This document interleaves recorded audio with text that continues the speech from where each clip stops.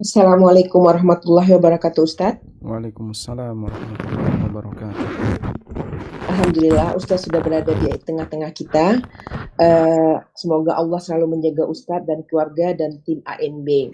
Ustadz, Ana tadi Amin sudah wa yakum membuka barakallah. majelis. Tafadhol Ustadz untuk memulai kajian kita. Baik.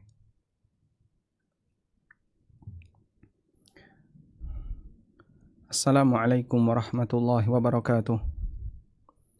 Alhamdulillah wassalatu wassalamu ala Rasulillah wa ala alihi wa sahbihi wa mawalah wa ashhadu an la ilaha illallah wahdahu la syarikalah wa ashhadu anna Muhammadan abduhu wa rasuluh salawatu rabbi wa salamu alaihi wa ala alihi wa ashabihi wa man sara ala nahjihi wastanna bisunnatihi ila yaumil qiyamah. Alhamdulillah, puji syukur kita haturkan kehadirat Allah. Sore ini kembali kita melanjutkan kajian rutin bersama Muslimah Academy. Dan insya Allah kita akan mengangkat tema dengan mengacu kepada buku yang baru terbit dengan judul Mata Menata Wanita, Untaian Nasihat untuk Kaum Hawa. Buku ini sejatinya saya tulis sebagai modul dalam sebuah kelas sehari, ya, khusus untuk ibu-ibu yang panitia mengharapkan membahas dari banyak sisi. Mulai dari bagaimana hal yang perlu diperhatikan ketika wanita beribadah, kemudian ketika bersama keluarga, ketika wanita bersama dengan hartanya, lalu bagaimana ketika wanita bekerja sebagai wanita karir, dan termasuk ketika wanita sudah menginjak usia tua renta. Dan kemudian kita siapkan satu modul, maka jadilah sebuah buku judulnya Mata Menata Wanita. Karena ini bukan buku fikih, sehingga tidak membahas lengkap sebagaimana layaknya buku fikih. Buku ini tipis, hanya kurang lebih 130 halaman. Dan isi dari buku ini ada 7 kajian utama. Yang pertama adalah mengaca wanita sempurna. Kemudian yang kedua, wanita ketika beribadah. Yang ketiga, wanita bersama keluarga. Kemudian yang keempat, tentang wanita karir dan pekerja. Lalu tentang wanita tahta dan harta. Kemudian yang keenam, wanita tutup mata. Dan yang saya maksud di sini adalah berkaitan dengan masalah pelanggaran aurat. Lalu yang ketujuh, wanita hingga tua renta. Ini berkaitan dengan amalan apa yang perlu disiapkan ketika seorang wanita sudah menginjak lanjut usia. Baik, selanjutnya karena di sesi ini kita mau fokus berkaitan dengan masalah ibadah, maka insya Allah kita lompati dulu untuk berkaitan dengan mengaca wanita sempurna dan kita masuk ke halaman yang ketujuh. Tentang beberapa catatan wanita ketika beribadah. Baik. Berikut beberapa catatan terkait ibadah bagi wanita. Apa kaidah yang perlu dipahami berkaitan dengan ibadah bagi wanita? Yang pertama, bahwa wanita mendapatkan perintah ibadah yang sama sebagaimana kaum lelaki. Karena semua manusia diciptakan untuk beribadah kepada Allah Ta'ala. Sebagaimana Allah tegaskan di surat Adz-Dzariyat, وَمَا خَلَقْتُ الْجِنَّ وَالْإِنسَ إِلَّا لِيَعْبُدُونَ. Tidaklah aku ciptakan jin dan manusia kecuali agar mereka beribadah kepadaku. Dan ini menjelaskan tentang tujuan kenapa kita diciptakan. Jika kita perhatikan bahwa Allah menjelaskan tujuan Dia menciptakan makhluknya. Tujuan Allah menciptakan makhluk. Kita meyakini bahwa semua perbuatan Allah didasari dengan hikmah. Dan bagian dari hikmah itu adalah perbuatan itu pasti ada tujuan. Sebagian tujuan itu Allah sebutkan. Meskipun sebagian yang lain tidak Allah ceritakan kepada hambanya. Tapi kita meyakini pasti semuanya ada hikmahnya.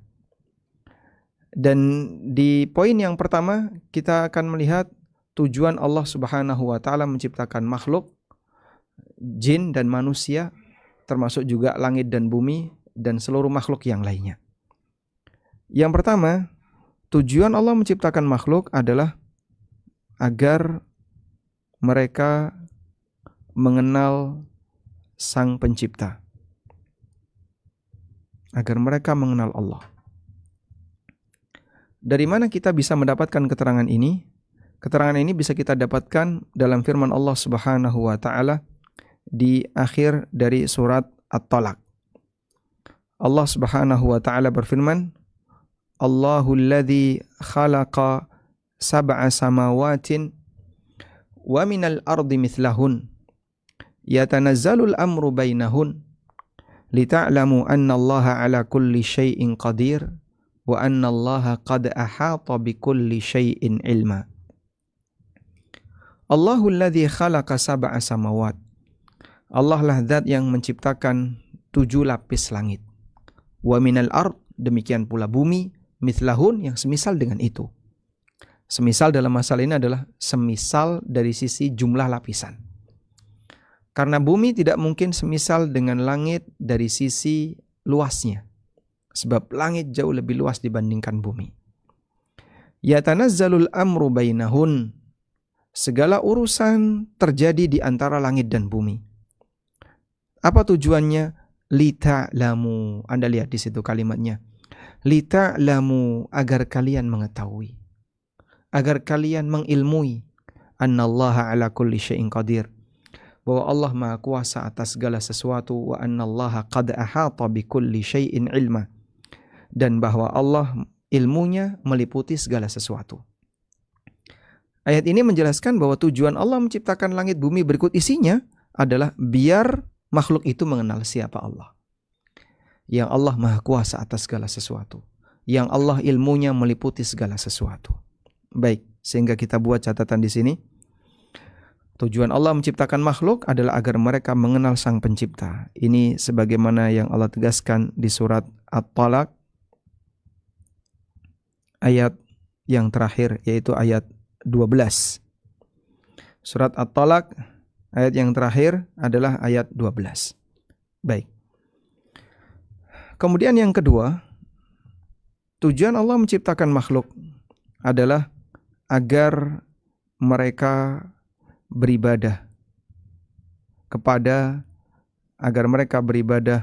kepada penciptanya. Sebagaimana yang Allah Subhanahu wa taala tegaskan di surat Adz-Dzariyat, "Wa ma khalaqtul jinna wal insa illa liya'budun." Tidaklah aku ciptakan jin dan manusia kecuali agar mereka beribadah kepadaku. Ini ada di surat Adz-Dzariyat. Dan tadi sudah kita singgung ayatnya, yaitu di surat Adz-Dzariyat ayat 56.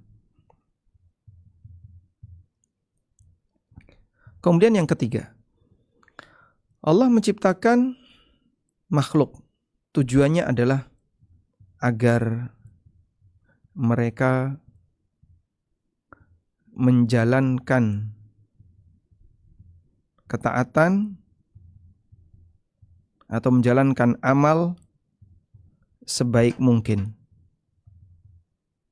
Agar mereka menjalankan amal sebaik mungkin. Ini sebagaimana yang Allah Subhanahu wa taala tegaskan di surat Al-Mulk ayat yang kedua. Allah mengatakan, "Alladzi khalaqal mauta wal hayata liyabluwakum ayyukum ahsanu amala." Dialah zat yang menciptakan kematian dan kehidupan untuk menguji kalian siapa di antara kalian yang paling baik amalnya. Untuk menguji kalian siapa di antara kalian yang paling baik amalnya. Sehingga tujuan Allah menciptakan kematian dan kehidupan, yang itu merupakan isi dari langit dan bumi. Ada yang hidup dan ada yang mati. Tujuannya adalah agar menguji siapa di antara manusia yang paling baik amalnya.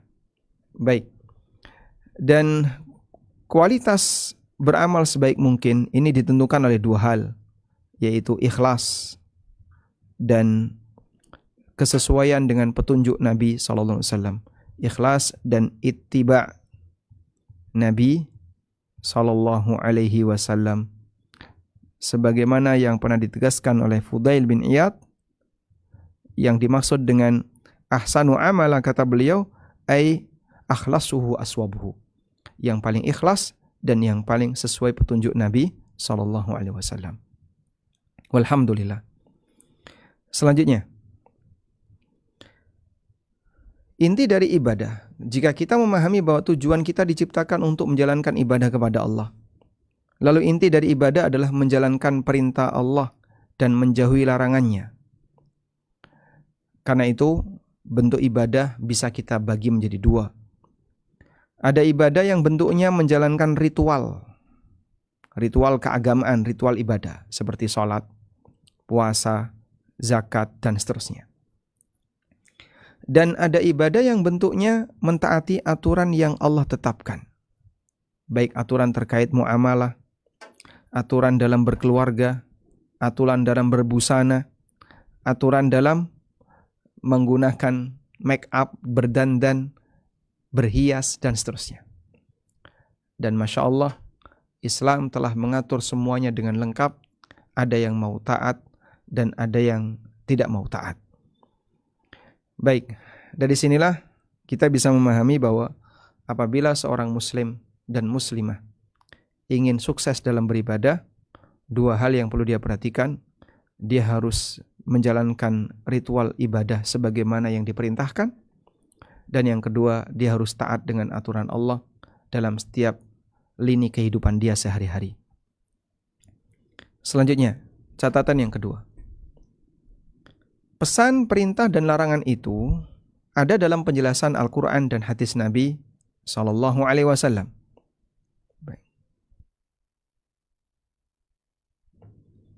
Karena itu, setiap orang berkewajiban untuk belajar. Pesan perintah ibadah itu ada dalam dalil Al-Quran dan hadis Nabi SAW.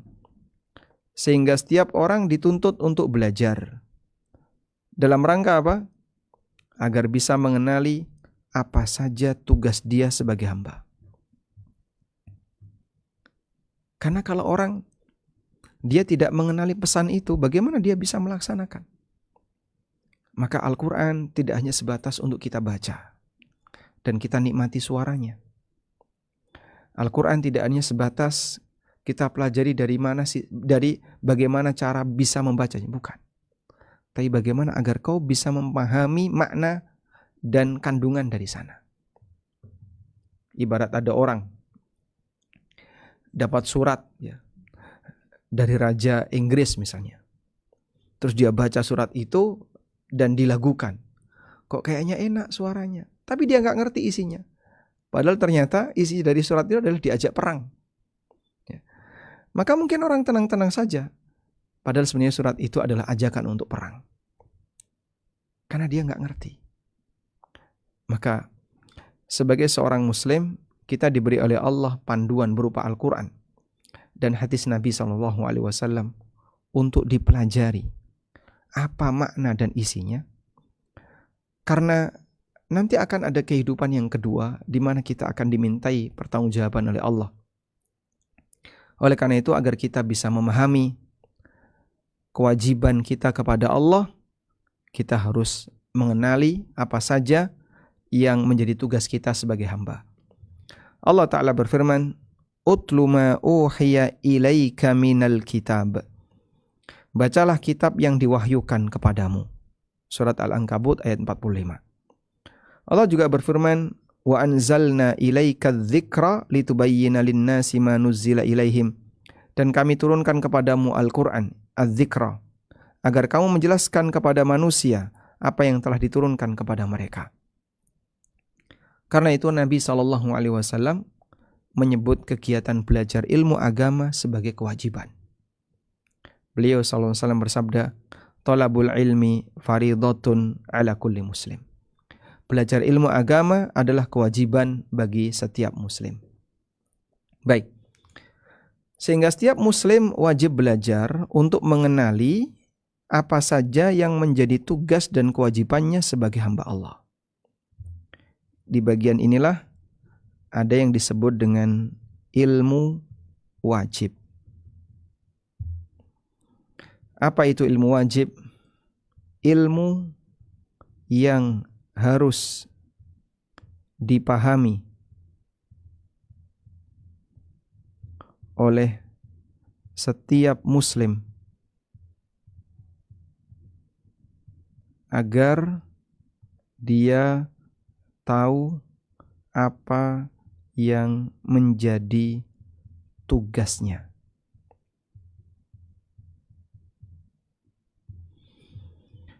Agar dia tahu tugasnya itu apa. Karena kalau seorang muslim tidak ngerti tugasmu apa, wah, tidak tahu saya.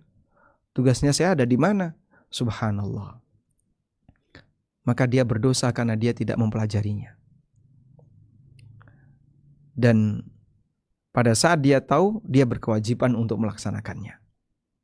Maka kalau orang tidak mau tahu, dia berdosa karena dia masuk kategori tidak mau mengenali apa yang menjadi tugasnya.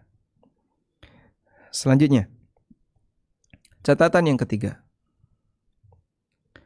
Setelah seorang hamba mengenali tugasnya, wanita, catatan ketiga, wanita mendapat janji yang sama sebagaimana lelaki. Sehingga siapapun yang beramal dengan baik akan mendapatkan balasan yang sebanding dengan kualitas amalnya. Allah Ta'ala berfirman, وَمَنْ يَعْمَلْ مِنَ الصَّالِحَاتِ مِنْ ذَكَرٍ أَوْ أُنْثَى. Barang siapa yang beramal saleh, baik lelaki maupun perempuan, wa huwa mu'minun, dan dia orang yang beriman, fa ulaika yadkhulunal jannah, maka mereka itulah orang yang akan masuk surga, wala yudlamuna naqira, dan sedikit pun mereka tidak akan dizalimi. Artinya baik lelaki maupun wanita, mereka punya peluang yang sama untuk menjadi hamba yang bertakwa. Sehingga lelaki beramal dapat pahala dan jadi orang bertakwa. Wanita beramal juga diakui amalnya dan jadi orang bertakwa. Tidak ada istilah bahwa pahala wanita setengah pahala laki-laki. Anda catat kalimat ini. Tidak ada istilah bahwa pahala wanita setengah lelaki. Dalam urusan pahala tidak berlaku 1:2. Kalau warisan betul. Bisa jadi wanita soleha yang bertakwa, dia mendapatkan derajat di surga yang lebih tinggi dibandingkan lelaki yang kurang bertakwa. Para ummahatul mukminin, satu Aisyah radhiyallahu anha bisa mengalahkan jutaan lelaki. Satu Khadijah radhiyallahu anha bisa mengalahkan jutaan lelaki. Karena takwa mereka takwa yang luar biasa. Karena itu, seorang wanita yang berbuat baik, beramal saleh, dia mendapatkan peluang yang sama untuk jadi hamba yang dekat dengan Allah. Sebagaimana ketika lelaki berbuat baik. Karena semuanya adalah hamba. Baik. Bisa jadi wanita salihah yang bertakwa mendapatkan derajat surga yang lebih tinggi dibandingkan lelaki yang kurang bertakwa. Coba Anda lihat hadis berikut ini. Nabi SAW pernah memberikan hukuman kepada seorang wanita Ghamidiyah yang berbuat zina sampai hamil padahal dia sudah menikah. Di sini ya. Faja'atil Ghamidiyah, datanglah seorang wanita Ghamidiyah. Faqalat, lalu dia mengatakan, Ya Rasulullah, inni qad zanaitu. Ya Rasulullah, aku telah berbuat zina. Fatahhirni, maka sucikanlah aku. Wa innahu raddaha, tapi Nabi SAW menolaknya, pulang sana. Falamma kanal ghad, besoknya dia datang lagi. Qalat, dan dia mengatakan, Ya Rasulullah, lima tarudduni, kenapa Anda menyuruhku untuk pulang? La'allaka an taruddani kama radatta Ma'izan. Apakah Anda menyuruhku untuk pulang sebagaimana Anda menyuruh Ma'iz untuk pulang? Jadi sebelumnya ada seorang lelaki namanya Ma'iz yang dia mengaku berzina dan minta untuk dihukum oleh Nabi SAW, tapi oleh Nabi SAW disuruh pulang. Kemudian wanita ini mengatakan, fa wallahi inni lahubla, demi Allah aku hamil. Wanita ini minta untuk dirajam dalam posisi dia hamil.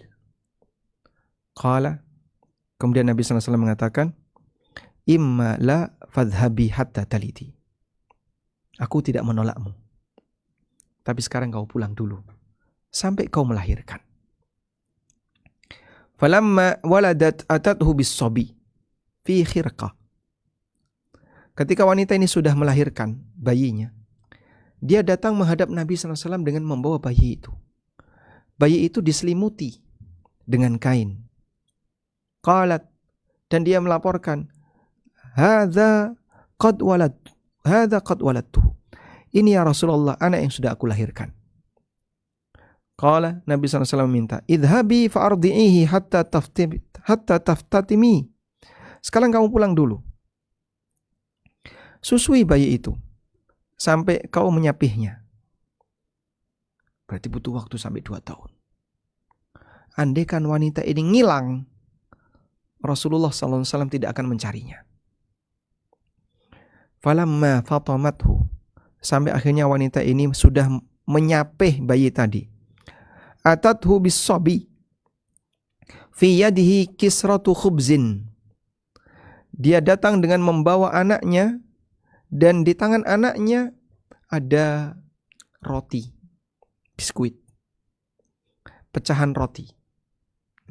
Faqalat, kemudian wanita ini mengatakan, ya Nabi Allah, qad fatamtuhu wa qad akalat ta'am. Ya Rasulullah, aku sudah menyapihnya. Lihat, dia sudah bisa makan makanan. Sehingga dia enggak perlu dengan ASI ibunya. Dia sudah bisa makan. Sekarang sucikan aku. Fadafa'a as-sabiyya ila rajulin minal muslimin. Kemudian Nabi SAW mengambil bayi tadi dan diserahkan kepada salah satu kaum muslimin. Diserahkan kepada seseorang. Thumma amara biha fahufira laha ila sadriha. Kemudian Nabi SAW perintahkan agar dibuat galian, lubang. Lalu wanita ini ditanam sampai di dada. Ditanam badannya sampai dada. Siap untuk dirajam. Sehingga mungkin tangannya ada di bawah, nggak bisa bergerak. Kepalanya ada di atas.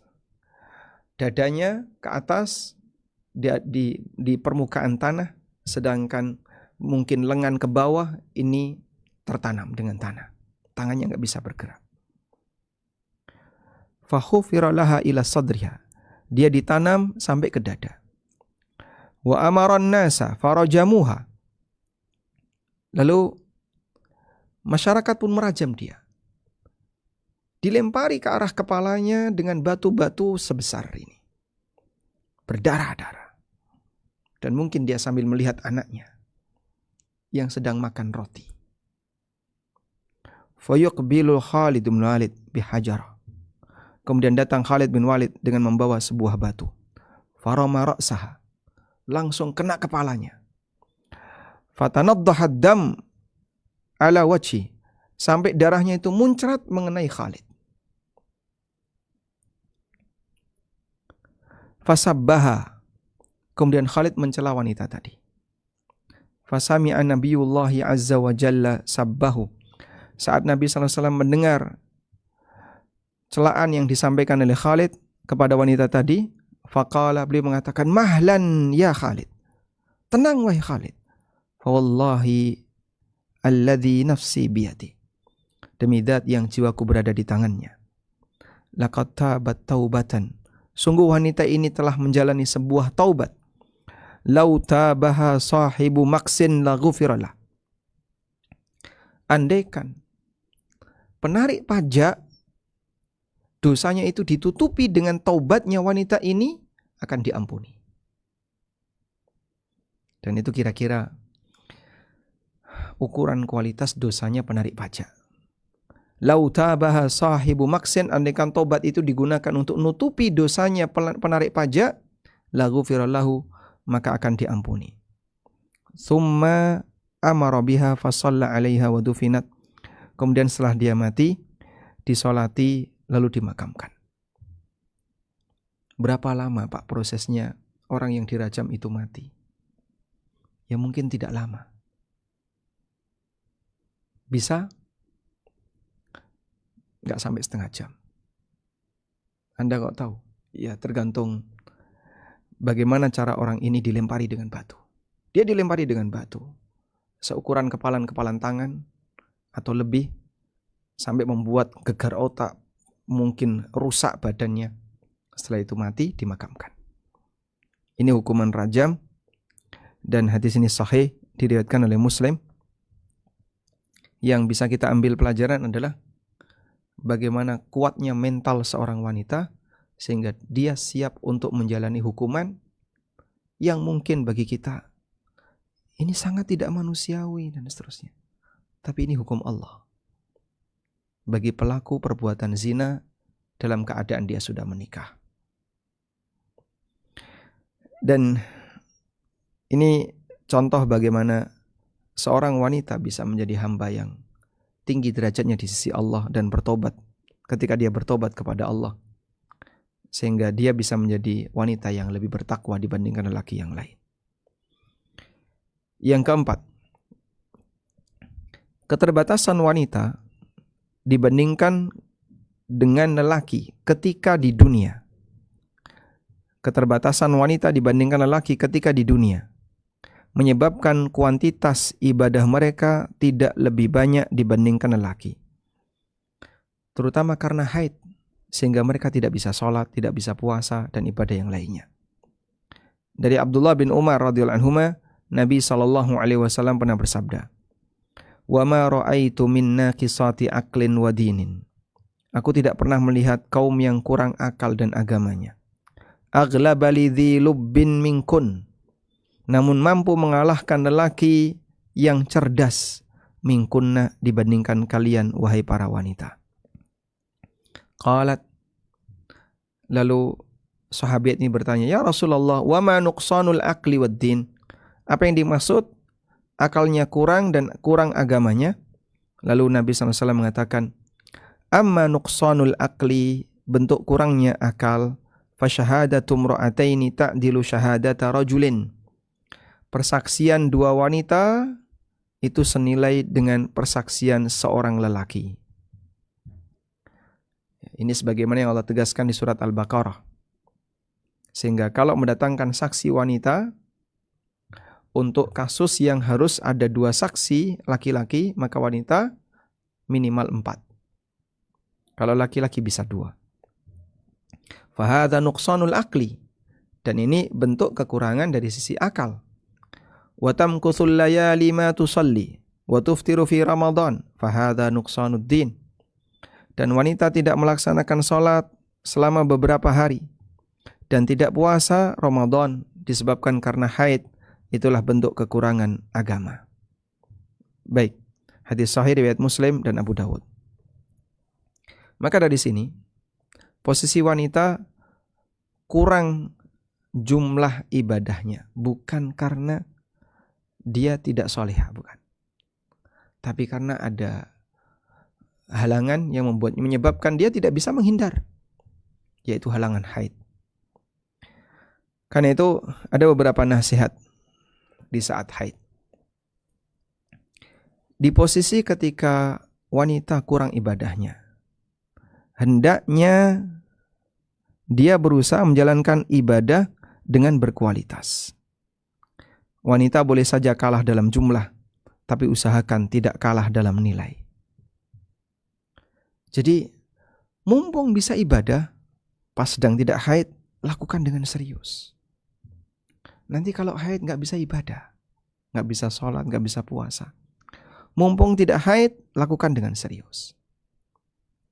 Mungkin jumlah sholatmu kalah dengan jumlah sholat lelaki, tapi kualitas sholatmu jangan sampai kalah dengan kualitas sholat lelaki. Ini catatan yang pertama. Nasihat yang kedua, upayakan saat haid tetap melakukan ibadah pengganti yang boleh dilakukan ketika kondisi haid. Sehingga saya nggak bisa sholat. Penggantinya apa? saya nggak bisa puasa, penggantinya apa? Seperti memperbanyak zikir atau ibadah-ibadah yang lain yang masih diizinkan untuk dilakukan ketika haid. Haid bukan waktunya untuk membiarkan diri Anda bermalas-malasan.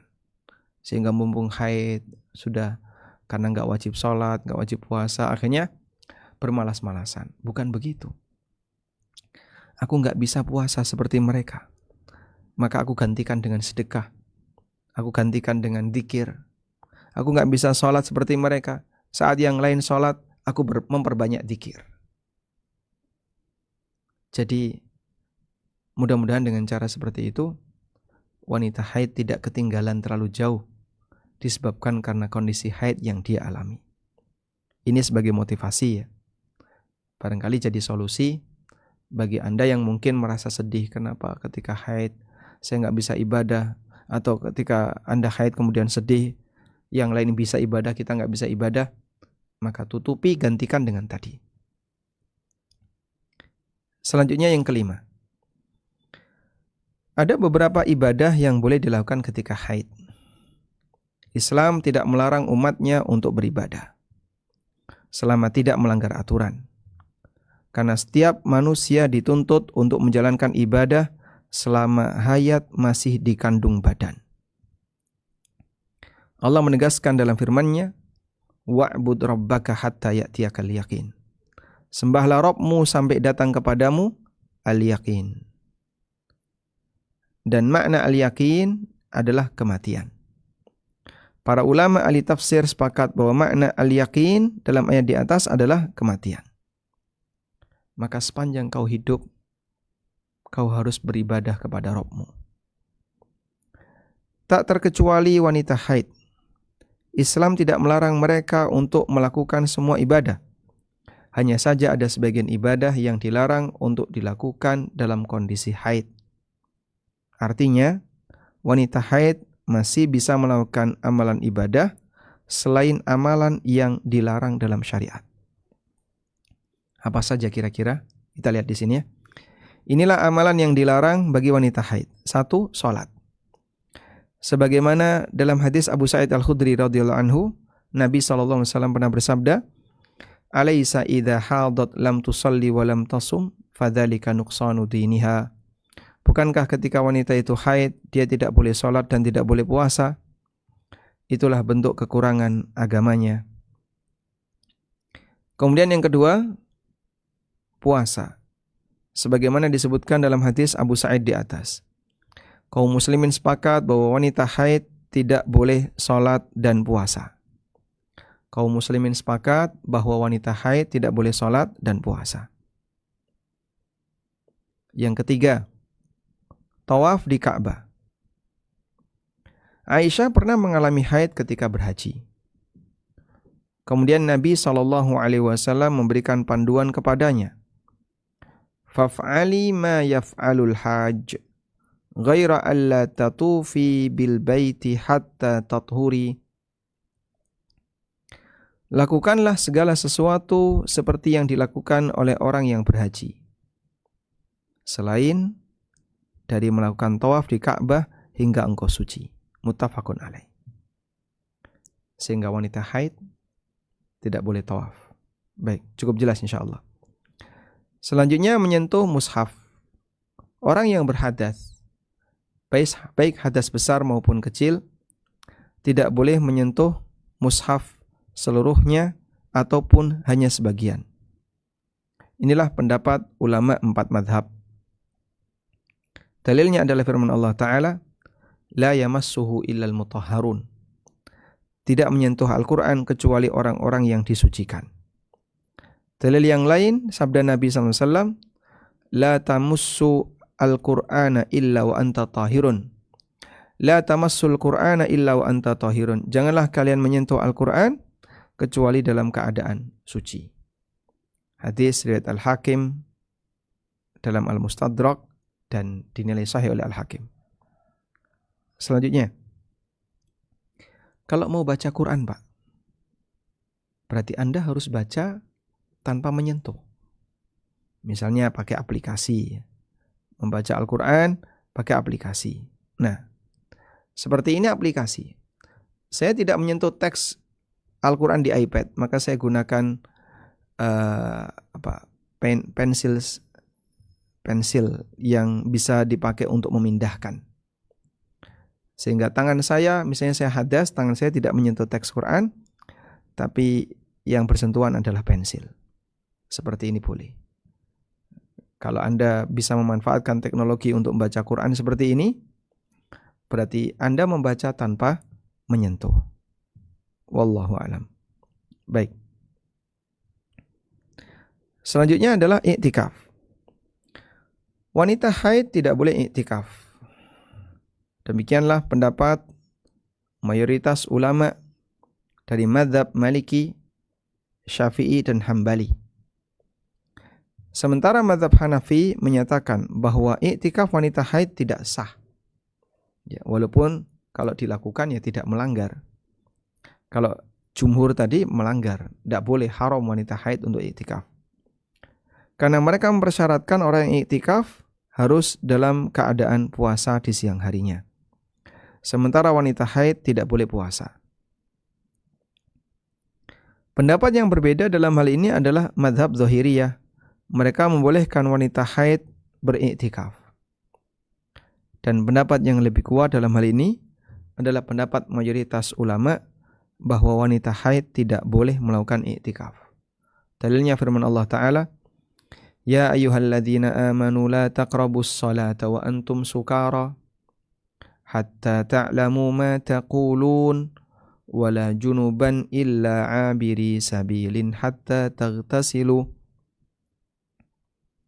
Wahai orang yang beriman, janganlah kalian mendekati salat ketika kalian sedang mabuk sampai kalian sadar apa yang kalian ucapkan. Demikian pula orang yang junub, jangan mendekati salat illa abiri sabilin, kecuali jika hanya lewat, hatta taghtasilu, sampai kalian mandi. Dalam ayat ini Allah Subhanahu wa taala melarang orang yang junub untuk mendekati wilayah salat, dan wilayah salat itu adalah masjid, kecuali hanya lewat, maksudnya hanya lewat di masjid. Contoh kasus hanya lewat itu, ada orang yang tidur di masjid lalu junub. Gimana ini? Kalau saya jalan, nanti kan saya melintasi masjid. Nah, kalau diam saja, saya berada di dalam masjid. Terus, ya kamu harus keluar. Lah terus jalan saya ketika keluar dari masjid ini, itu dikecualikan. Illa abiri sabilin hatta taghtasilu. Kecuali kalian hanya lewat sampai kalian mandi. Maka ini menunjukkan bahwasanya orang yang lewat melintas di masjid dalam posisi dia sedang hadas besar, hukumnya boleh. Tapi kalau menetap, tidak boleh. Kalau menetap, tidak boleh. Sehingga dikiaskan dengan ini adalah wanita haid. Kalau cuma lewat, boleh. Tapi kalau menetap, tinggal seperti iktikaf atau kajian, dia diam di situ, tidak boleh. Demikian menurut pendapat jumhur ulama. Kemudian yang keenam adalah dilarang hubungan badan, jelas ya. Allah Ta'ala berfirman, fa'tazilun nisa'a fil mahid. Jauhilah wanita, yaitu hubungan intim di waktu haid. Selain 6 jenis di atas, masih banyak amalan ibadah yang bisa dilakukan oleh wanita haid. Di antaranya, membaca Al-Quran tanpa menyentuh lembaran mushaf. Insya Allah ini pendapat yang lebih kuat. Hukumnya boleh bagi wanita haid. Yang kedua, boleh menyentuh ponsel atau tablet yang ada konten Al-Qurannya, karena benda semacam ini tidak dihukumi Al-Quran. Sehingga bagi wanita haid yang ingin tetap menjaga rutinitas membaca Al-Quran, sementara dia tidak memiliki hafalan, bisa menggunakan bantuan alat, komputer, atau tablet, atau semacamnya. Ya, seperti yang tadi saya contohkan ya. Ini teks Quran, saya pindahkan pakai pulpen ini. Baik. Kemudian berzikir dan berdoa. baik yang terkait waktu tertentu, misalnya dzikir setelah adzan, doa setelah makan, doa memakai baju, doa ketika hendak masuk toilet, dan seterusnya. Wanita haid tidak dilarang untuk melakukan itu. Sehingga dalam kesempatan ketika mereka masih bisa memperbanyak itu, silahkan dilakukan sebanyak mungkin.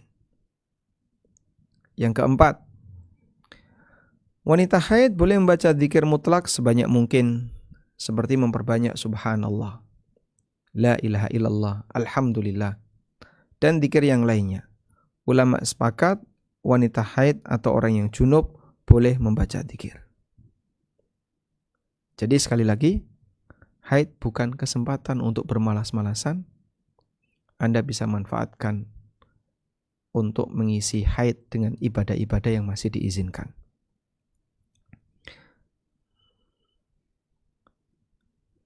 Kemudian belajar ilmu agama, seperti membaca buku-buku Islam.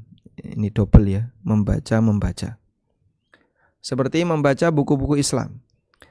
Sekalipun di sana ada kutipan ayat Al-Quran, namun para ulama sepakat itu tidak dihukumi sebagaimana Al-Quran.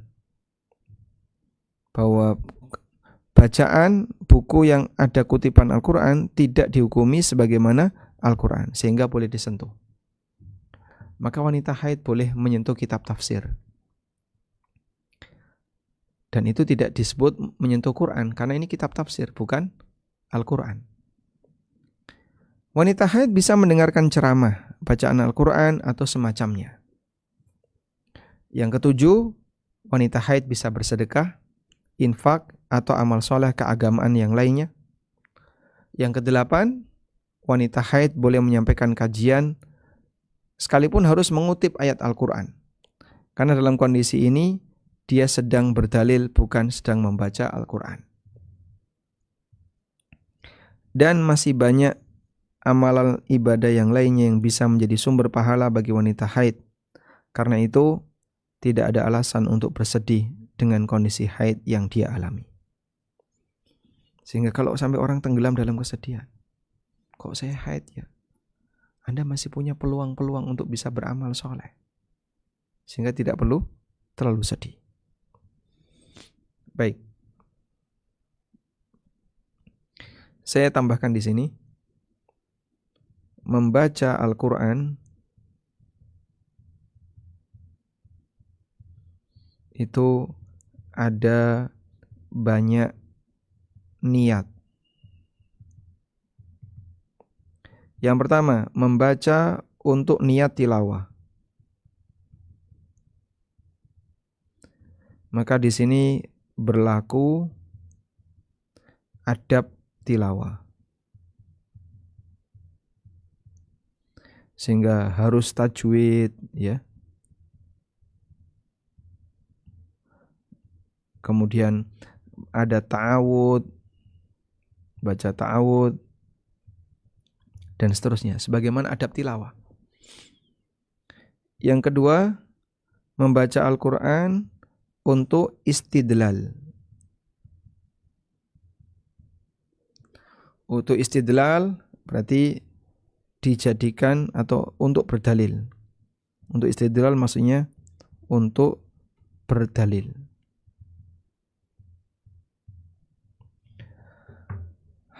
Jadi dia membaca Quran dalam rangka untuk dijadikan sebagai dalil. Maka di sini tidak perlu ta'awud dan boleh tidak menggunakan kaidah tajwid.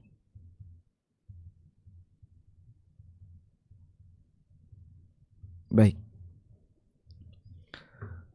Tidak perlu ta'awud dan boleh tidak menggunakan kaidah tajwid. Maksudnya gimana, Pak? Ya, tidak seketat yang pertama. Misalnya, kaum muslimin, surat yang terakhir turun kepada Nabi SAW adalah firman Allah, "Idza jaa nasrullahi wal fath." Yang salah apa di situ? Kurang panjang, Pak. Harusnya idza jaa nasrullahi wal fath. Yaitu kalau tujuannya tilawah. Tapi kalau ini kan untuk sisipan ceramah. Wahai kaum muslimin, sesungguhnya surat yang terakhir turun kepada Nabi SAW berisi perintah untuk memperbanyak taubat. Idza jaa nasrullahi wal fath. Ja-nya tidak terlalu panjang. Jadi tidak harus menggunakan kaidah tajwid karena tujuannya untuk berdalil. Yang ketiga, untuk ruqyah.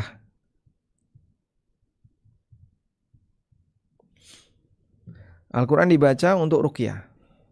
Maka di sini diniatkan untuk pengobatan dengan bacaan.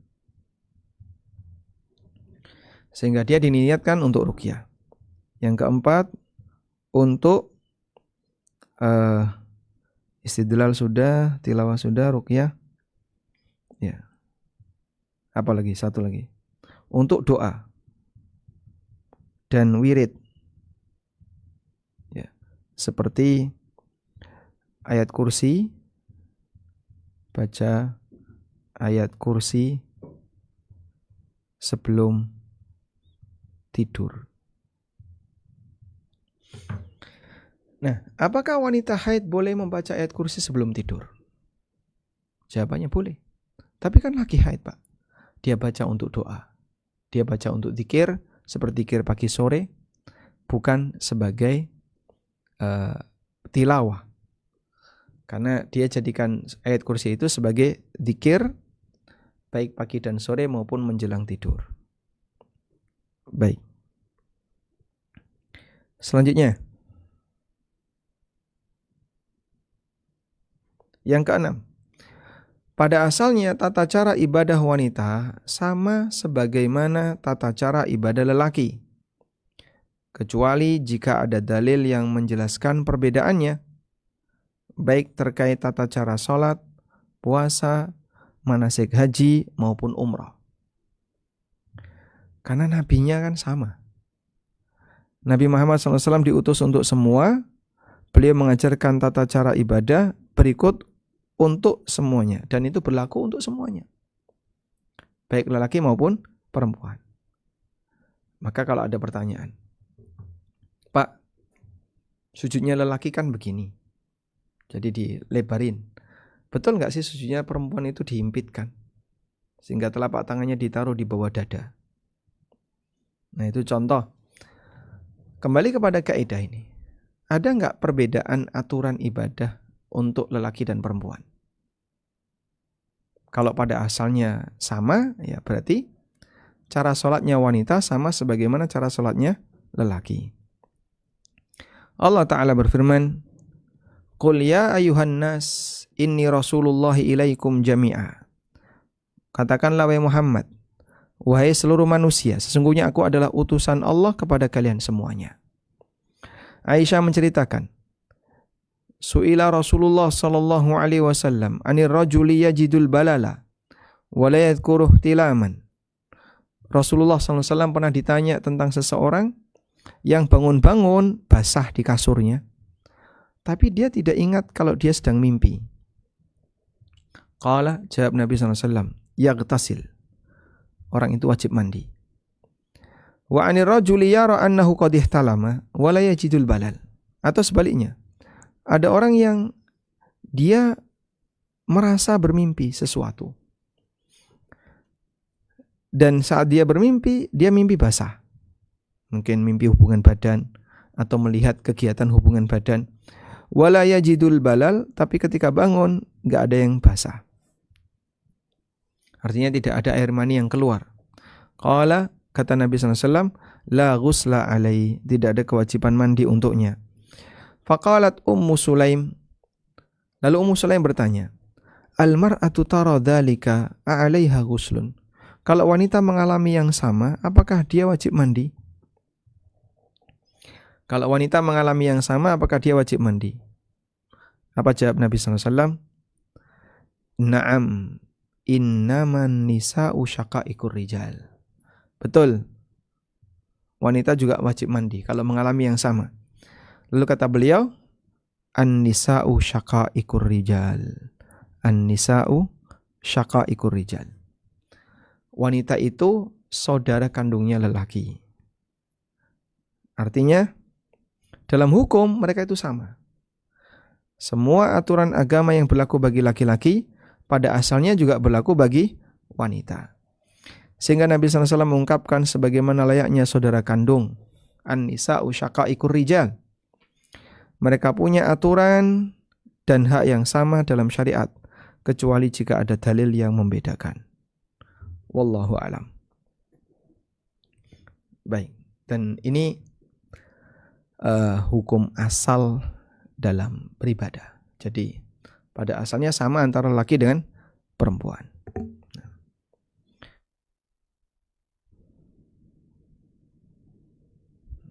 Baik, mohon ditunggu sejenak.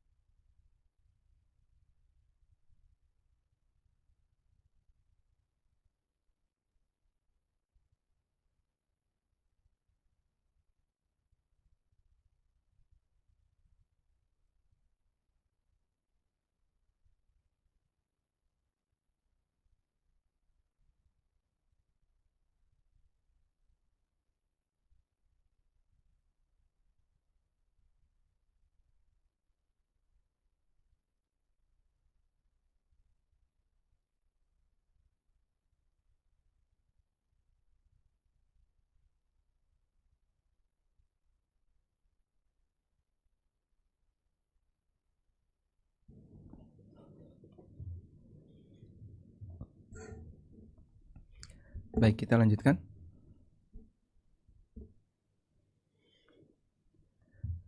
Nah, sekarang kita lihat contoh perbedaan ibadah wanita dengan lelaki. Ketujuh, di antara perbedaan ibadah wanita dengan lelaki adalah tugas wanita lebih terbatas di dalam rumah. Berbeda dengan lelaki yang dominan ibadahnya di luar rumah. Seperti sholat jamaah, Jumatan, jihad di medan perang, menjadi khatib dalam kegiatan berjamaah kaum muslimin, khatib sholat Id, khatib Jumat, dan seterusnya. Karena itu, ibadah wanita lebih banyak di dalam. Sehingga syarat wanita untuk bisa masuk surga tidak sebagaimana lelaki. Jadi kalau ibadahnya dibedakan dari beberapa sisi, tapi kualitas ibadahnya mereka punya peluang yang sama. Siapa yang paling berkualitas, dia akan mendapatkan hak untuk jadi orang bertakwa lebih tinggi. Sebagaimana yang tadi sudah kita sampaikan. Dari Abu Hurairah radhiyallahu anhu, Nabi SAW bersabda, "Idza shallatil mar'atu khamsaha." Apabila wanita menjalankan sholat 5 waktu, wa shamat syahraha, dan berpuasa Ramadan, wa hassanat farjaha. Dia menjaga kemaluannya, menjaga kehormatannya. Wa ata'at zaujaha. Dan dia mentaati suaminya. Qila laha, maka dikatakan kepadanya, udkhulil jannah min ayyi abwabil jannati syi'ti. Silahkan Anda mau masuk surga dari pintu manapun yang Anda inginkan. Subhanallah. Dan jika kita lihat di sini, 4 ibadah yang tadi disebutkan Nabi SAW lebih kepada ibadah pribadi. Salat 5 waktu, puasa bulan Ramadan, menjaga kehormatan, taat kepada suami. Karena dia punya keterbatasan, dia lebih banyak di dalam, maka peluang wanita untuk mendapatkan kebaikan ditaruh di dalam. Hadis ini dalil bahwasanya ibadah wanita lebih banyak terbatas di rumah. Amalan wanita untuk bisa mendapatkan surga lebih banyak amalan di rumah. Salatnya di rumah, puasa lebih banyak di rumah, taat kepada suami berarti siaga di rumah, menjaga kehormatan juga di rumah. Dan ini menunjukkan bahwasanya wanita itu cenderung pada posisi tidak diekspos. Maka syariat mengajarkan agar wanita tidak diekspos. Karena itu wahai kaum wanita, janganlah mengekspos diri Anda. Sehingga sholat terbaik wanita di mana? Sholat terbaik bagi wanita adalah yang dikerjakan di rumah. Meskipun mereka boleh sholat di masjid. Dari Ummu Humaid, istrinya Abu Humaid As-Sa'idi, bahwa beliau pernah mendatangi Nabi SAW. Ummu Humaid datang kepada Nabi SAW untuk ikut sholat berjamaah bersama beliau. Sehingga Ummu Humaid ini minta izin, aku ingin sholat di belakang Rasulullah SAW. Apa respon Nabi SAW? Qad alimtu annaki tuhibbina as-salata ma'iya wa salatuki fi baitiki khairun min salatiki fi hujratik. Aku tahu kalau kamu ingin sholat bersamaku. Tapi sholatmu di rumahmu lebih baik daripada sholatmu di area pelataran rumahmu. Dan sholatmu di area pelataran rumahmu lebih baik daripada sholatmu di kampungmu, di halamanmu. Dan sholatmu di halamanmu lebih baik daripada sholatmu di masjidmu. Jadi rumah masa silam itu seperti ini. Coba kita carikan gambarnya. Ini adalah bentuk rumah masa silam. Nah, ini rumah Nabi SAW, rumah Aisyah. Dalam satu bentuk rumah itu ada beberapa bagian ya. Jadi ada yang tertutup atap. Yang ini wilayah yang tertutup atap. Nah, wilayah yang tertutup atap ini ya. Sebentar saya gantikan. Nah, ini. Wilayah yang tertutup atap ini disebut al-bait. Nanti jadinya seperti ini. Tertutup atap. Sedangkan wilayah yang tidak tertutup atap, jadi dia luarnya ditutupi dengan pagar. Ini disebut hujrah. Nah, ini wilayah hujrah. Kita kasih warna. Ini hujrah. Kemudian di sana ada wilayah luar. Nah, wilayah luar itu misalnya rumah, di luarnya ada lagi. Nah, ini namanya dar. Dar. Sehingga ada dar, ada hujrah, ada bait. Kita lihat di hadis ini. Nabi SAW membuat perbandingan. Salatmu di baitmu, di bait ya, lebih baik daripada salatmu di hujrah. Berarti di ruangan tertutup lebih baik daripada di ruangan yang terbuka tadi. Salatmu di hujrah lebih baik daripada di dar.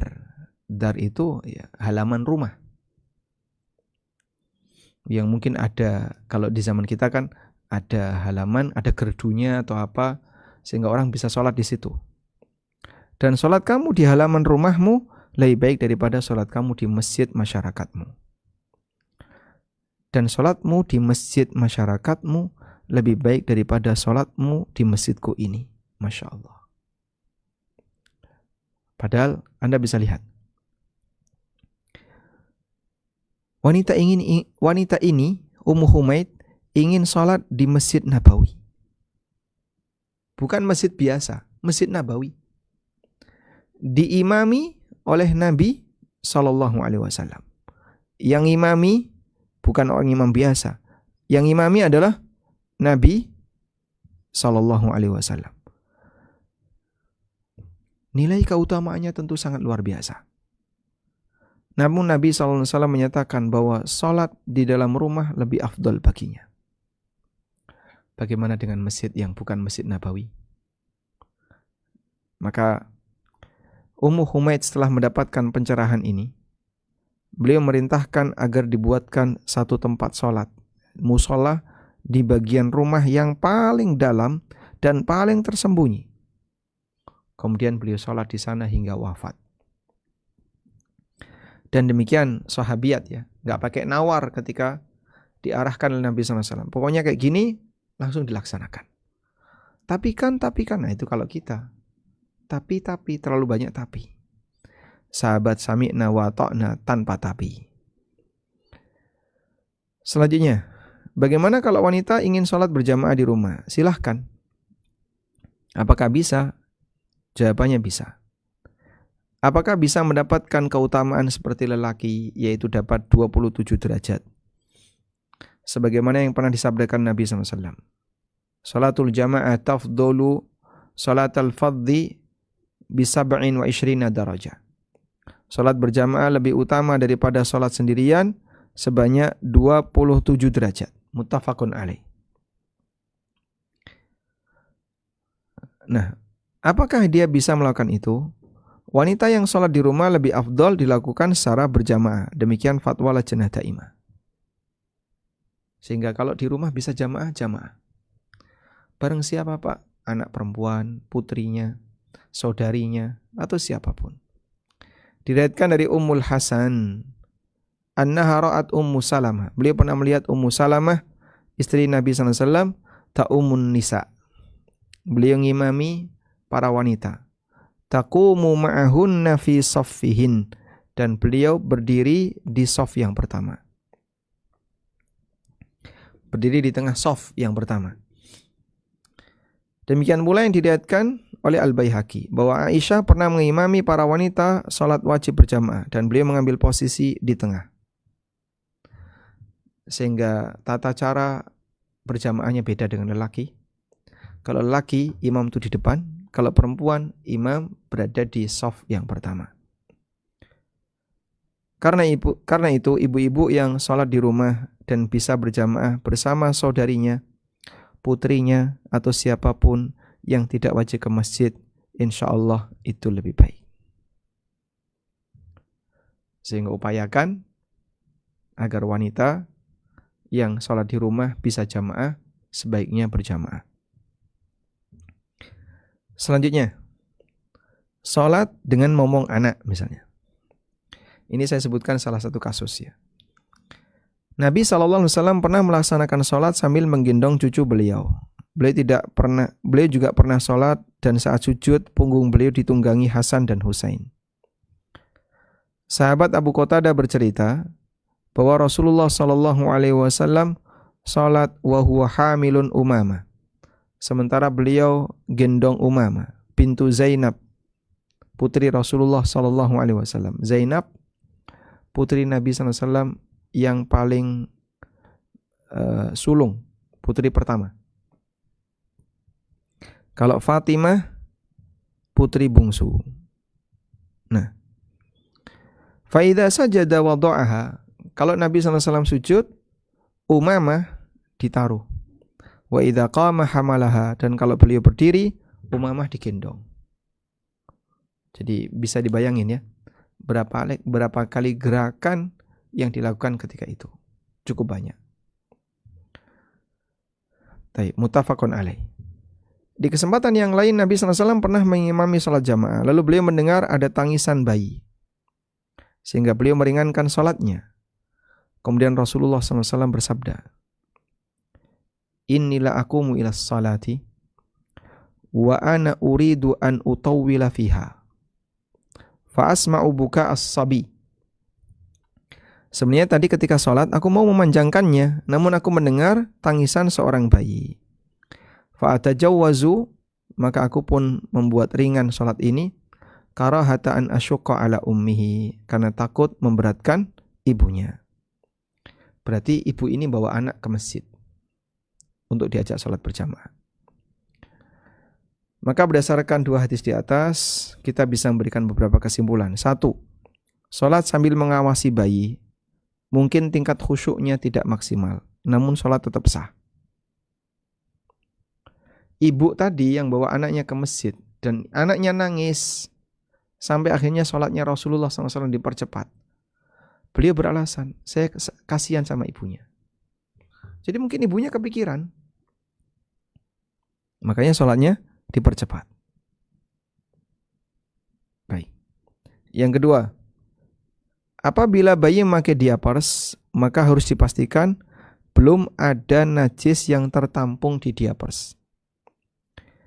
Jika sudah ada najis yang tertampung, tidak boleh digendong, karena tidak boleh membawa najis di luar badan saat sholat. Tidak boleh digendong kalau ada najis di diapersnya. Selanjutnya, bayi yang memakai diapers dan sudah ada najis yang tertampung, jika dia tidak digendong, tapi nyentuh atau ngelendot, ya, nyandar ke ibunya yang sedang sholat, maka ini tidak membatalkan sholat. Karena disentuh oleh orang yang membawa najis, statusnya tidak najis. Misalnya seorang lelaki sholat, istrinya lagi haid lewat, terus nyentuh pundaknya. Nah, jangan istrinya, nanti ini wudunya batal nanti Pak. Ya sudah, saya ganti ibunya yang sedang haid lewat, terus nyentuh tangan anaknya. Gimana itu? Ibunya sedang haid. Batal enggak anaknya yang sholat ini? Tidak. Kenapa? Karena walaupun ibunya bawa najis, tapi sebatas disentuh oleh orang yang bawa najis, kita tidak jadi najis. Lain halnya kalau gendong orang yang bawa najis, seperti bayi yang bawa najis, maka kita terhitung membawa najis. Dibolehkan untuk bergerak ringan ketika mengawasi anak saat sholat, selama tidak menghalangi atau selama tidak membelakangi kiblat. Jadi mungkin sambil maju dikit, megangi anak atau apa, tidak masalah. Selanjutnya, yang ke-11, ibadah saat ada suami. Pada saat seorang istri sedang membersamai suaminya, baik ketika di rumah maupun di luar kota, ibadah sunnah yang dilakukan oleh istri harus memperhatikan kondisi suaminya.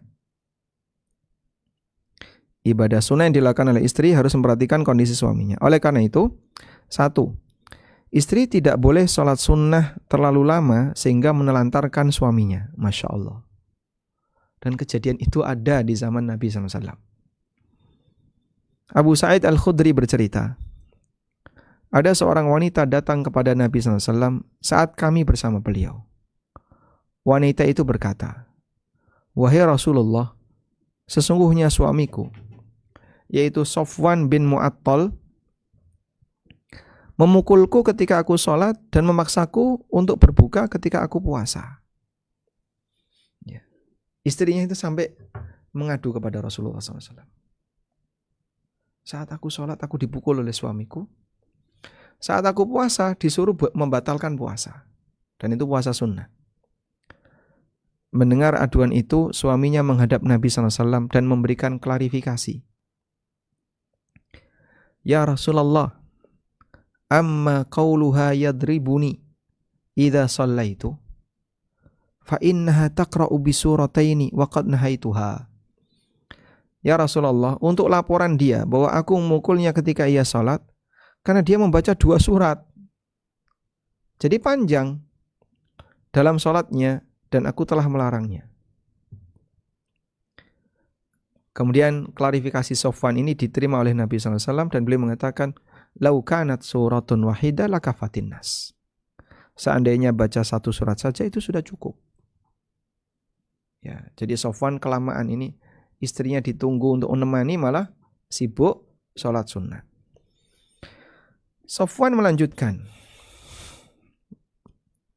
wa amma qauluha yufattiruni, kalau laporan istriku, aku memaksa dia untuk berbuka ketika puasa, fa innaha tantaliku fatasumu, karena ketika ia puasa, wa ana rajulun syabun fala asbir, dia puasa tanpa izin suami, puasa sunnah, dan aku lelaki yang masih muda, aku gak sabar, sehingga ingin ngajak hubungan badan siang hari.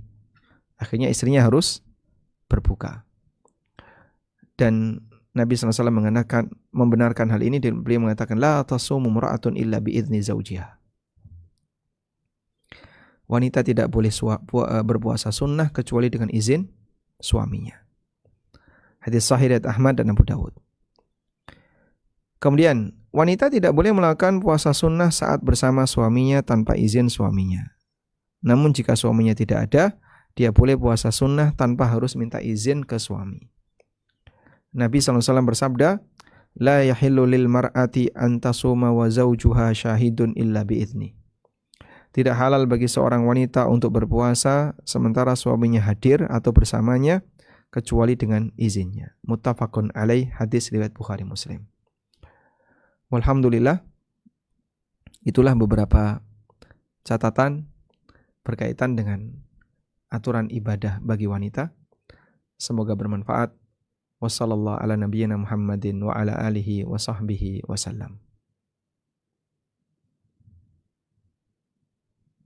Alhamdulillahirabbil alamin. Ustadz, jazakallahu khairan atas materinya. Apakah kita bisa melanjutkan ke sesi tanya jawab, Ustadz? Baik, silahkan. Ya, Ustadz. Assalamualaikum warahmatullahi wabarakatuh, Ustadz. Waalaikumsalam warahmatullahi wabarakatuh. Assalamualaikum, Ustadz. Saya dulu seorang feminis. Alhamdulillah setelah hijrah saya mulai berlepas diri dari ideologi demikian. Namun hati saya terkadang masih memikirkan tentang bagaimana hak-hak wanita dalam Islam. Saya percaya bahwa Allah tidak zalim terhadap hambanya, tetapi saya butuh keyakinan lebih untuk menghapus keraguan saya terhadap bagaimana wanita dalam Islam bukan hanya sekedar pelayan bagi laki-laki atau bahkan lebih rendah dari laki-laki. Terlebih lagi, begitu banyak kajian tentang dosa wanita yang membuat saya merasa terpuruk karena saya merasa begitu mudahnya untuk masuk ke neraka. Jazakallahu khairan, Ustaz. Barakallahu fikum. Kita sepakat bahwa adil itu tidak harus sama. Dan kita juga sepakat bahwa lelaki dan perempuan itu berbeda. Oleh karena itu, menyamakan yang beda adalah kezaliman, sebagaimana membedakan yang sama juga kezaliman. Maka dalam hal ini, Allah memberikan tanggung jawab yang berbeda antara laki dan perempuan. Demikian pula sebagian hak juga ada yang berbeda antara laki dan perempuan. Dalam kondisi tertentu, wanita dilayani, sehingga wanita tidak perlu bekerja. Wanita dinafkahi. Wanita tidak harus bertanggung jawab untuk menyediakan tempat tinggal, karena wanita diberi tempat tinggal. Wanita tidak bertanggung jawab untuk menyediakan perlengkapan perabotan isi rumahnya, karena itu tanggung jawab seorang lelaki yang memberikan tempat tinggal baginya. Dan masih banyak kasus yang lain. Posisi wanita ketika dalam kegiatan jihad, mereka dilindungi, sehingga mereka berada di posisi belakang, sedangkan lelaki yang ada di depan. Dalam situasi tertentu, perjuangan lelaki dia harus lebih besar dibandingkan wanita. Sehingga dalam hal itu, lelaki dituntut harus sampai berkorban nyawa, mengeluarkan harta pribadinya, dalam rangka untuk menjaga kehormatan wanita. Di sisi lain, lelaki diberi pendamping, istrinya, dan di situ ada tugas istri. Lalu beberapa dari tugas istri itu intinya adalah bagaimana untuk bisa menenangkan si lelaki ini. Menenangkan si lelaki sehingga sebenarnya dia bisa tenang berdua. Diminta untuk taat kepada suaminya. Maka terkadang ada posisi di mana seorang hamba diperintahkan untuk taat kepada hamba yang lain. Hamba diperintahkan untuk taat kepada hamba yang lain. Anak diperintahkan untuk taat kepada orang tua. Wah, itu kan karena ada jasa orang tua kepada anaknya, Pak. Baik, kalau misalnya nggak ada jasa, anggaplah ya, seorang bapak menikah dengan wanita. Terus wanita ini hamil. Setelah itu bapak ini minggat, pergi entah kemana. Bertahun-tahun sampai anaknya dewasa, bapaknya balik. Anak ini anak siapa? Ya, anak bapak itu. Tapi itu kan bapak tidak bertanggung jawab. Dulu setelah dia menghamili istrinya, dia malah pergi. Tidak ngasih nafkah, tidak ngasih apapun. Akhirnya ibu ini membesarkan anaknya sendirian. Jadi single parent. Memang belum terjadi perceraian. Saat lelaki ini balik, apakah anak ini wajib berbakti kepada bapaknya? Ya, jawabannya wajib. Kaidah itu tidak hilang. Dia bapak tetap bapak. Walaupun tidak pernah memberikan nafkah kepada anaknya. Maka jangankan bapak yang seperti ini. Bapak yang kafir seperti bapaknya Nabi Ibrahim disikapi lemah lembut oleh Ibrahim. Sehingga posisi anak berbakti kepada bapak karena makhluk diperintahkan taat kepada makhluk yang lain. Selanjutnya, dalam sebuah sistem kenegaraan ada pemerintah, ada rakyat. Bagaimana idealnya? Ya, rakyat diminta untuk taat kepada pemimpinnya agar terjadi interaksi yang ideal dalam sebuah negara. Baik. Jadi kira-kira suami dengan istri, ketika istri taat kepada suami, apakah itu menghinakan sang wanita di hadapan suaminya? Tidak. Justru itu adalah kehormatan sang wanita. Anak yang berbakti, dia menyandang gelar kehormatan. Anak berbakti kepada orang tua. Rakyat yang baik, dia menyandang kehormatan. Rakyat yang baik, taat aturan. Istri yang salihah, dia menyandang kehormatan. Istri salihah taat kepada suaminya. Baik. Jadi di posisi inilah terkadang ada makhluk yang diperintahkan untuk taat kepada makhluk yang lain. Malaikat diperintahkan untuk sujud kepada Adam sebagai bentuk penghormatan karena Adam lebih berilmu dibandingkan malaikat. Iblis ketika nggak mau dihinakan oleh Allah. Sehingga saat dia merasa lebih tinggi, kenapa aku harus sujud kepada Adam? Kenapa aku harus tunduk di hadapan Adam? Begitu dia merasa demikian, dianggap oleh Allah aba wastakbar. Dia enggan dan sombong. Fakana minal kafirin, dan dia makhluk yang kafir. Jadi berbicara tentang posisi wanita dalam Islam, kalaupun dilihat dari sudut pandang kenapa wanita harus taat kepada suami, harus taat kepada kaum lelaki, ini kita bisa lihat, kita bisa baca dari sisi keberadaan makhluk yang diperintahkan oleh Allah untuk taat kepada makhluk yang lain. Bukan dalam rangka menghinakan makhluk itu, tapi agar interaksi kehidupan dunia ini bisa berjalan dengan baik. Prinsip feminisme menyamakan lelaki dengan perempuan itu kezaliman. Bagaimana mungkin hal yang beda disamakan? Dan saya kira secara naluri mereka juga sepakat. Lelaki dan perempuan itu beda. Makanya ada beberapa kondisi tertentu, misalnya olahraga kelas perempuan, olahraga kelas laki-laki, tidak mungkin dicampur. Sepak bola misalnya, bal-balan, klub laki sama klub perempuan dicampur, kira-kira jadi apa? Akhirnya dipisahkan. Sepak bola wanita sendiri, sepak bola lelaki sendiri. Apalagi misalnya olahraga-olahraga yang lain, laki dan perempuan dipisahkan. Memang terkadang ada yang dicampur, ya. Dan ketika dicampur pun lawannya juga dicampur. Keseimbangan itu mereka akui. Ladies first. Wanita didulukan. Karena mungkin dia punya keterbatasan gerakan. Maka yang laki-laki melindungi dalam hal ini. Nurani mereka mengakui laki dan wanita itu berbeda. Dan Allah tegaskan dalam Al-Quran, walaysa dzakaru kal untha, dan lelaki tidak sama dengan perempuan. Wallahu a'lam.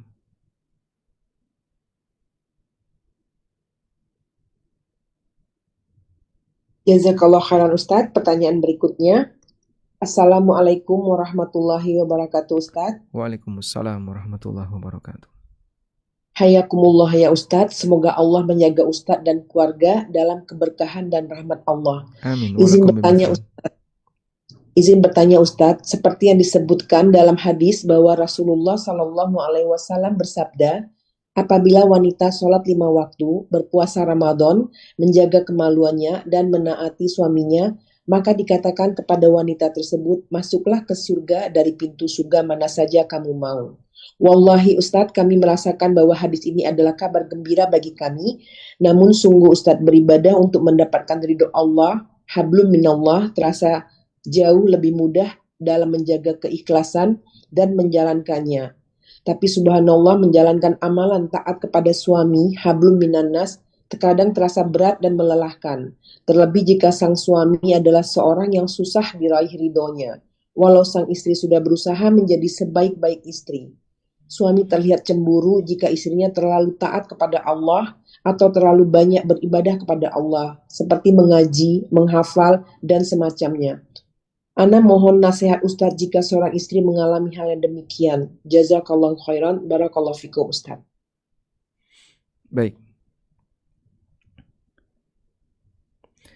Coba kita lihat hadis berikut ini.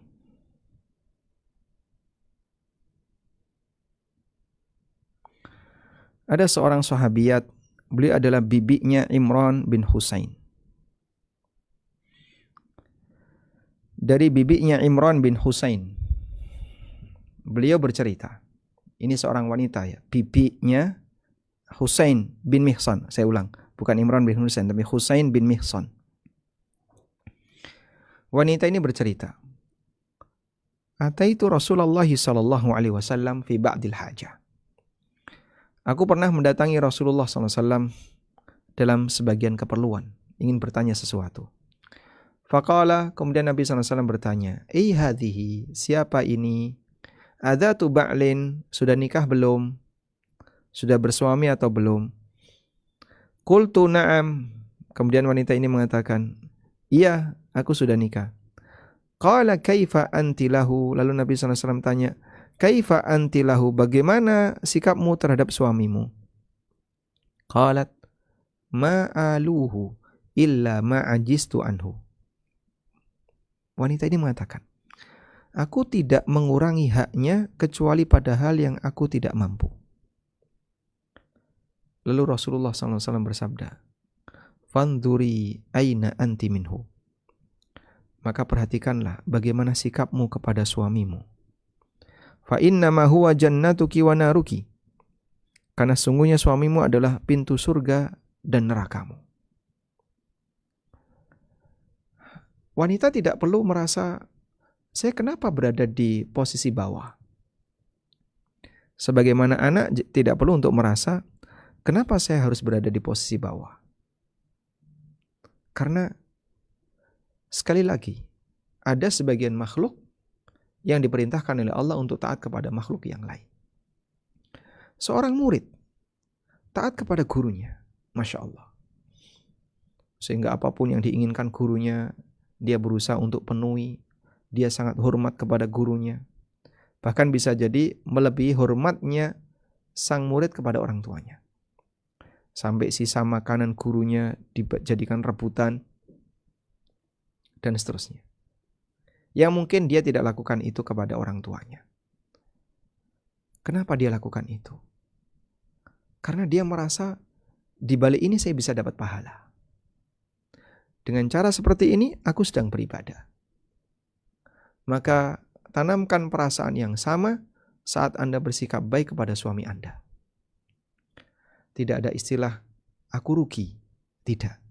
Anda beruntung di balik itu. Sehingga begitu sang istri dia taat kepada suaminya, berusaha melayani suaminya dengan maksimal.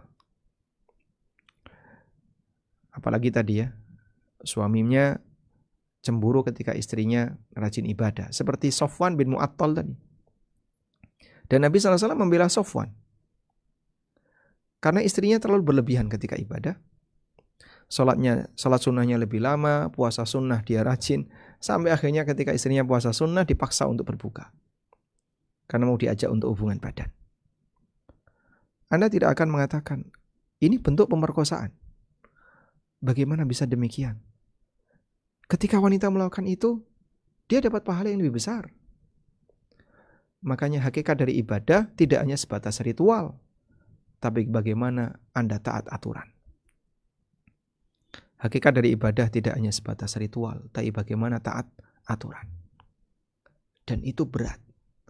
Karena terkadang apa yang ada dalam perasaan manusia tidak sejalan sebagaimana yang telah Allah gariskan. Allah menghendaki A, maka ibadah yang benar adalah sesuai dengan apa yang Allah kehendaki. Dalam hal ini mungkin Anda merasa, saya ingin bisa lebih dari sisi sholat, dari sisi baca Quran, dari sisi belajar agama. Tapi ternyata Anda harus beribadah dari sisi yang lebih prioritas. Maka melakukan yang lebih prioritas, insya Allah lebih bernilai. Khadijah radhiyallahu anha, walaupun hadisnya tidak sampai ke kita, nggak ada hadis an Khadijah, nggak ada.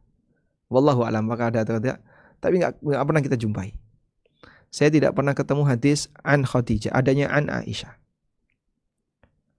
Tapi pelayanan beliau kepada Rasulullah SAW yang luar biasa, sampai membuat Nabi SAW tidak pernah bisa melupakan Khadijah walaupun Khadijah sudah meninggal dunia. Sehingga namanya sering disebut. Sampai membuat Aisyah itu cemburu. Baik. Jadi barangkali di bagian ini Anda kalau merasa ibadah saya kurang.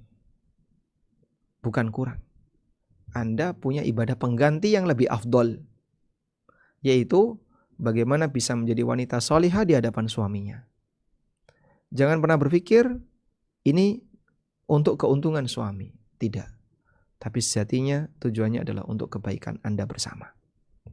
Wallahu a'lam. Jazakallah khairan Ustadz. Pertanyaan berikutnya, Assalamualaikum warahmatullahi wabarakatuh Ustadz. Waalaikumsalam warahmatullahi wabarakatuh.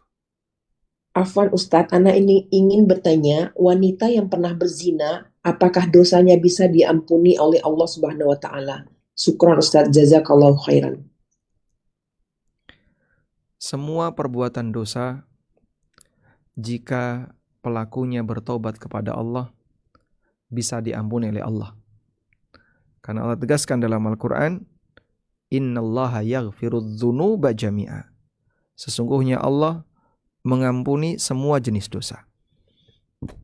Allah Ta'ala berfirman, Innallaha yaghfirudz dzunuba jami'a. Sebagaimana Allah tegaskan di surat Az-Zumar ayat 53.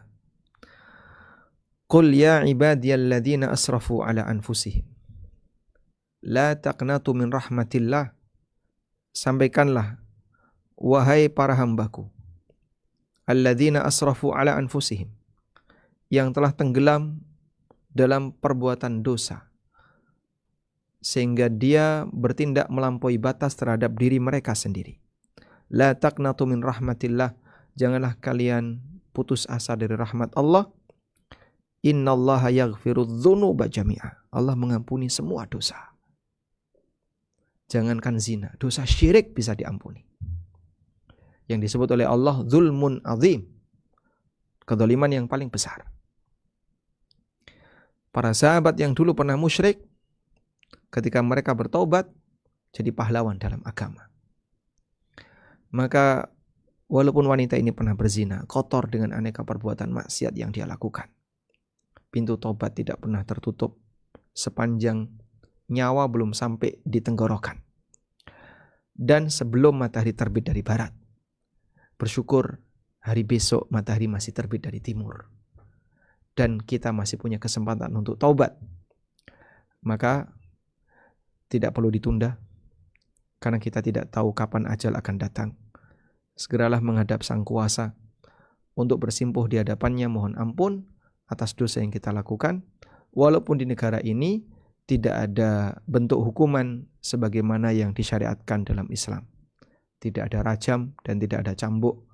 Tapi selanjutnya tanggung jawab kita, siapapun yang berdosa, dia bertobat kepada Allah Subhanahu wa taala. Wallahu a'lam. Pertanyaan berikutnya, Assalamualaikum warahmatullahi wabarakatuh Ustadz. Waalaikumsalam warahmatullahi wabarakatuh.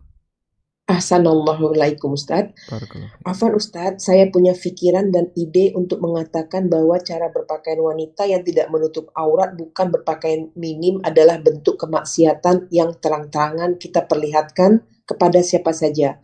Kalau kita puasa atau tidak puasa bisa kita bohongi. Sholat atau tidak, belum sholat atau belum sholat bisa kita bohongi. Bagaimana pemikiran saya ini Ustadz? Apakah ini menjadi ide atau inspirasi atau nasihat buat perempuan atau yang belum menutup auratnya? Jazakallah khairan Ustadz. Ya, intinya sepanjang ini bisa membuat seorang wanita jadi lebih serius dalam menutup aurat, memotivasi mereka untuk jadi lebih baik, silahkan Anda sampaikan. Jadi Anda boleh menyampaikan ide ini. Kalian jangan terang-terangan untuk melanggar aturan Allah dengan menampakkan aurat, baik pakaian ketat atau pakaian yang tidak menutup aurat. Karena itu prinsipnya jika ada orang punya hal tertentu yang bisa memotivasi orang untuk jadi lebih baik, silahkan sampaikan. Mudah-mudahan ada orang yang bisa mendapatkan pengaruh baik dari apa yang Anda sampaikan. Wallahu a'lam. Assalamualaikum warahmatullahi wabarakatuh Ustadz. Waalaikumsalam warahmatullahi wabarakatuh. Semoga Allah selalu merahmati Ustadz dan tim ANB juga tim kajian Muslimah Academy. Amin walakum bimithlin. Ustadz, apakah boleh seorang wanita bekerja membuka usaha di rumah seperti catering harian tanpa izin suami karena suami merasa malu dan merasa tersinggung jika istrinya mencari nafkah? Istri mencari nafkah karena untuk memiliki penghasilan sendiri untuk membantu keluarganya, ayah dan ibunya yang sudah tua di kampung, dan mengingat istri takut untuk meminta kepada suami. Bagaimana seharusnya sikap sang istri? Apakah tetap boleh mencari nafkah atau berhenti untuk menjaga perasaan suami, akan tetapi orang tua masih sangat butuh pertolongan karena dalam keadaan lemah? Jazakallah khairan Ustaz, barakallahu fikum. Baik. Ketika seorang wanita sudah menikah, maka tanggung jawabnya berpindah. Sehingga dulu, sewaktu dia belum menikah, tanggung jawab dia adalah kepada orang tuanya. Maka dia sebagai anak taat kepada bapak dan ibunya. Setelah wanita ini menikah, tanggung jawabnya berpindah ke suaminya. Sehingga ketika itu yang lebih berhak adalah suaminya. Oleh karena itu dalam hal ini, jika wanita itu bekerja, yang perlu diperhatikan, satu, apakah saat dia bekerja di rumah, kita bicara kerja di rumah ya, suaminya ada di rumah atau tidak? Kalau suaminya tidak ada di rumah, misalnya suaminya kerja kantor Pak, berangkat jam 7, nanti pulang sampai rumah jam 5. Sehingga di rentang jam 7 sampai jam 5, dia melakukan aktivitas usaha tanpa ganggu siaga dia dengan suaminya. Insya Allah ini lebih ringan. Yang kedua, dia bekerja pada posisi suaminya di rumah. Akhirnya khidmat dia kepada suaminya, layanan dia kepada suaminya jadi berkurang. Karena dia pecah. Di samping kerja, juga berusaha melayani suami. Maka jadinya berkurang hak suami. Kalau seperti ini wajib izin kepada suami. Karena nanti mungkin ya, ketika suaminya butuh sesuatu, istrinya diminta bantuan gak bisa karena lagi sibuk tertentu. Dan ini bisa menjadi pemicu masalah keluarga. Maka mungkin Anda tidak bisa mendapatkan kebahagiaan yang lebih. Baik. Tapi ada keinginan untuk memberikan sesuatu kepada orang tua. Kalau orang tua Anda miskin dan Anda tidak bisa ngasih nafkah, lalu malu ketika minta suami, orang tua Anda berhak dapat zakat. Sehingga dia bukan tanggung jawab putrinya, tapi tanggung jawab sosial masyarakat. Andaikan orang tua Anda tidak punya anak laki-laki. Kalau punya anak laki-laki, maka anak laki-laki ini berkewajiban memberikan nafkah kepada kedua orang tuanya. Begitu sistem keseimbangan yang diajarkan dalam masyarakat. Si A, seorang wanita, nikah dengan lelaki kaya. Orang tuanya A ini adalah kakek nenek yang miskin dan tidak punya anak laki-laki. Anaknya cuma satu, A, wanita ini. Dan dia menikah dengan orang kaya. Tapi orang kaya ini tidak ngasih kepada mertuanya. Dia ngasih kepada putrinya saja. Kepada istrinya. Baik. Dia boleh minta zakat kepada orang kaya suaminya ini untuk diberikan kepada orang tuanya. Karena zakat ke mertua hukumnya boleh. Maka sebagai solusi, jika Anda tidak memungkinkan izin kepada suami padahal suami ada di rumah, Anda minta kepada suami agar zakatnya diserahkan ke orang tua Anda yang membutuhkan. Wallahu a'lam. Baik, walhamdulillahirabbil alamin. Mungkin demikian yang bisa kita sampaikan. Semoga bermanfaat. Wassallallahu ala nabiyyina Muhammadin wa ala alihi wa sahbihi wasallam. Wa akhiru da'wana alhamdulillahirabbil alamin. Wassalamualaikum warahmatullahi wabarakatuh. Waalaikumsalam warahmatullahi wabarakatuh.